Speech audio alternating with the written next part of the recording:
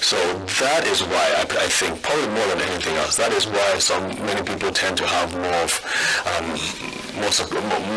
they're more prone to heart attacks and strokes and cancers, especially black people, because our nutrition is just not enough.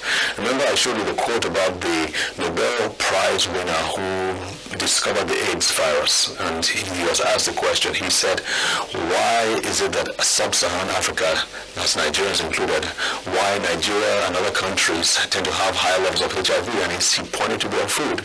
He said our food is not providing us with the tools, our nutrients. It's not empowering enough to help us to fight these infections, to fight all these other things that happen to us. And remember, we have malaria, typhoid, and all of these other tropical diseases that affect us. So we are in higher levels. We're constantly in a case of dealing with all these problems. So we're in higher levels of inflammation than probably most people who live in other countries. So again, we have to look at our food. And if your food is not providing you with the right nutrients, then you must supplement. Especially if you're past the age of 30. Again, if you've enjoyed your youth, fine. But once you get to 30, you've got to start thinking about taking some kind of supplement. And one supplement that I recommend more than anyone, thankfully it's something that is not rare. It's vitamin D3. You can get vitamin D3 from the health food stores. We as black people are notoriously deficient in vitamin D3. And this is also important for mothers, expectant mothers. They find out that those mothers whose vitamin D3 levels are low tend not to have healthy children. So just remember that.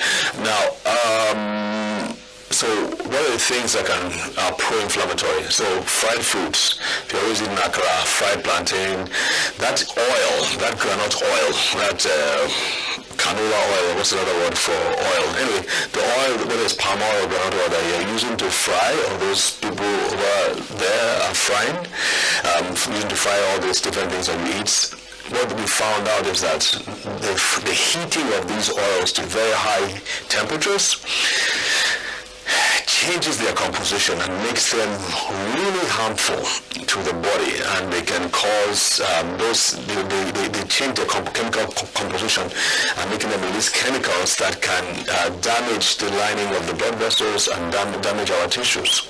So if you're eating those things all the time, you are putting stuff in your body that is damaging. So you need to be able to combat that. So my recommendation always is, whatever food you're eating, make sure you're taking some kind of vegetables. It could be cucumber, it could be carrots, it could be kale, spinach. Some people call it spinach.